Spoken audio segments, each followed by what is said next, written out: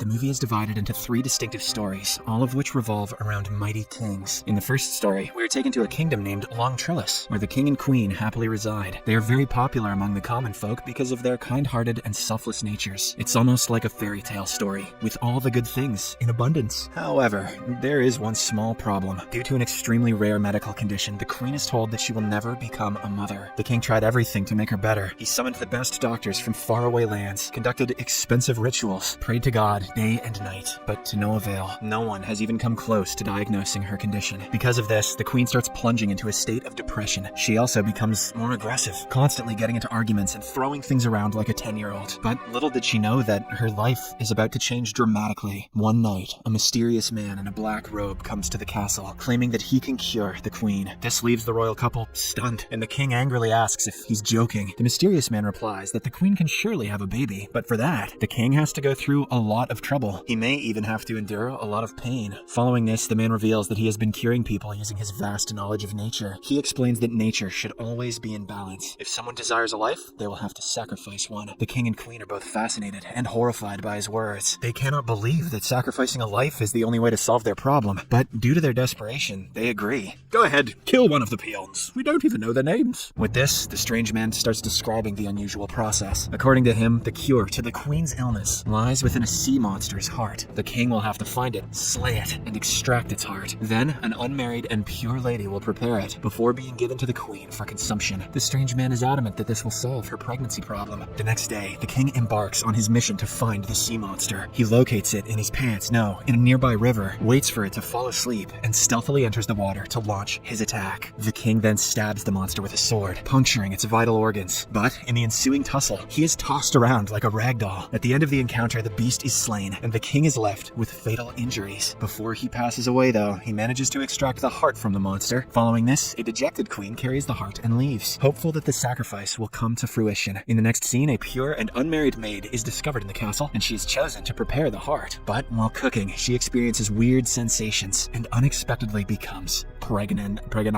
When the queen ingests the prepared heart, she also becomes pregnant, bringing hope and joy to the kingdom. 9 months later, both the women give birth to their sons at the same time. It's almost as if they are twins. The queen names her son Elias, whereas the maid's son is Jonah. Fast forward 16 years, the boys have now become adults. Their hair's white tone represents the sea monster's heritage, and they share a deep and unbreakable bond of friendship. They are even capable of breathing underwater, just like a fish. However, the queen doesn't like her son Elias spending time with the maid's son Jonah. She constantly chastises him to make better friends, but he pays no heed to her words. When nothing works, the queen threatens the maid to keep her son away from Elias. Failing to do so will result in the expulsion of both from the kingdom. But despite the stern warning, the boys continue meeting each other. One day, they decide to pull a prank on the queen. Jonah wears Elias's clothing and pretends to be her son, but unfortunately, she quickly finds out about this. As a punishment, she exiles Jonah from the kingdom. A heartbroken Elias tries his best to stop him, but to no avail. Before leaving, though, Jonah cuts off a tree with his knife, allowing water to flow from there. He then tells Elias that he will be safe and sound as long as the water is clean.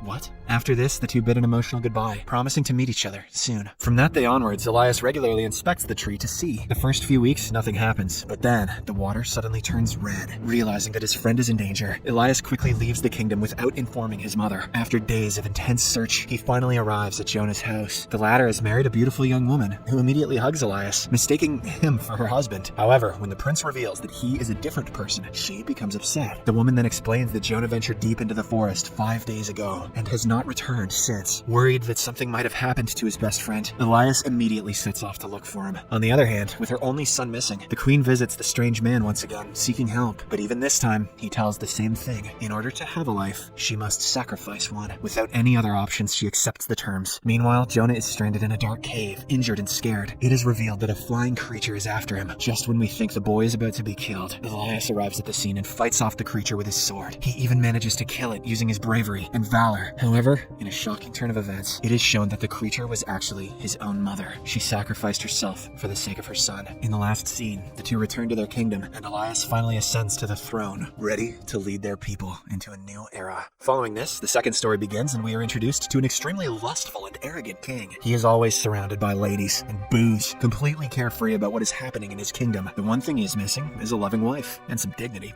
which shouldn't be too hard to find considering his enormous influence and fortune. Then, we are introduced to two elderly sisters who reside in close proximity to the palace. Despite their advanced age and solitary existence mountains. Their voices sound strikingly youthful and pleasing to the ear. One of the sisters, Dora, is a cunning and self-centered woman, while the other, Ima, is frank and sincere in her demeanor. The sisters rarely venture out of their house and remain unmarried, seemingly content to live out their remaining years in seclusion. One morning, as Dora is singing, the king hears her voice and instantly falls in love with her. He has never heard anyone sing so beautifully. Go home, king, you're drunk. So, he arrives outside her house, hoping to see her in person. However, when the king knocks on the door, the sisters panic, not wanting to expose their real appearance. They frantically think of an excuse, and Dora requests the king to come back in a week, saying she will be more comfortable then. Smitten by her voice once again, he delightfully agrees. As the day of the king's visit approaches, Dora and Ima work tirelessly to make their fingers look young and beautiful. Dora tries covering her fingers with herbs, but to no avail. They still look wrinkled and old. Ima, on the other hand, has put her finger in her mouth for many days, and it looks quite good and young. When the king arrives, Dora nervously presents Ima's finger as her own, hoping to deceive him. To her surprise, the king is completely smitten by the young and beautiful finger and believes that he has found the love of his life. Oh, huzzah! I just love fingers! However, the sisters are not out of danger yet. If the king discovers the truth, they will surely face dire consequences. So, after much deliberation, Dora proposes a condition to the king. She will only sleep with him if it is in complete darkness, and the king agrees. I'm blackout right now, says the king. In the next scene, Ima begins tightening Dora's body with glue, hoping to make her appear like a young girl once again. At midnight, a guard from the palace arrives in the darkness and takes Dora away. The king sleeps with her and has a great time, unaware of the deception. But in the morning, when he finally learns of the truth, he angrily orders his guards to throw Dora out of the window. Fortunately, luck is on her side, and she survives the fall by getting stuck in a tree. After a while, something magical happens. A witch approaches Dora and transforms her into a stunning young lady with long, luscious hair. The following day, as the king is hunting in the woods, he spots the beautiful version of Dora and gets captivated by her. Once again, he believes that he has found the love of his life. So, he brings her to his castle, intending to make her the queen. On the wedding day, Ima is also invited, and as soon as she notices her youthful sister, she is taken aback. She inquires how it can be possible, to which Dora jokingly replies that she peeled off her old skin. Unfortunately, Ima believes this to be true, so she seeks out an ironsmith to remove her own skin in exchange for a necklace. The latter obliges without any hesitation, and he brutally carries out the procedure in the woods. After a while, Ima returns to the castle, all bloodied and weak. She soon passes away due to her injuries. Even her sister Dora doesn't get a happy ending, as the magic begins to fade, and she slowly reverts to her old self. Not wanting to cause any further problems, she runs away from her own wedding, never to be seen again. The moral of that one is never try to please an alcoholic. In the third story, the king is extremely childish and strange. His wife died long ago, and the only person left in his family is his unmarried daughter. But for some reason, he doesn't love her wholeheartedly. One day, the king notices a parasitic insect feeding on his hand, and instead of swatting it away, he allows it to continue.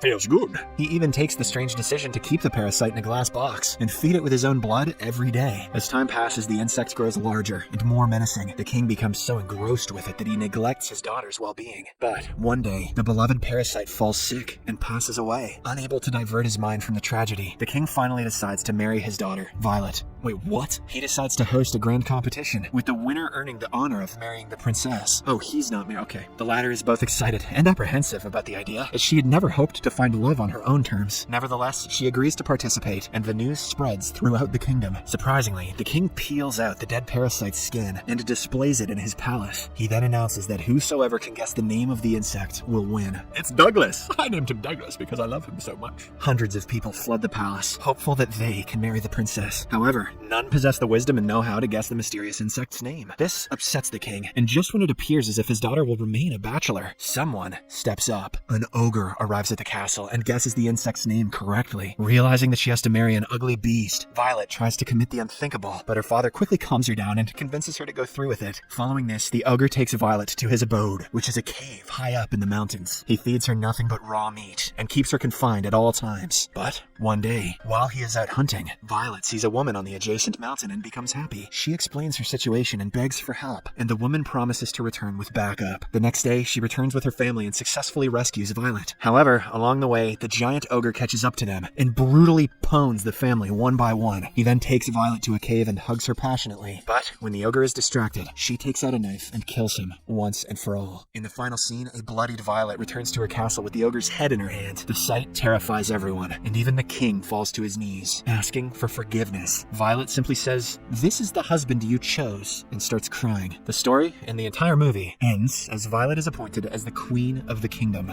That one doesn't have a moral. That was badass.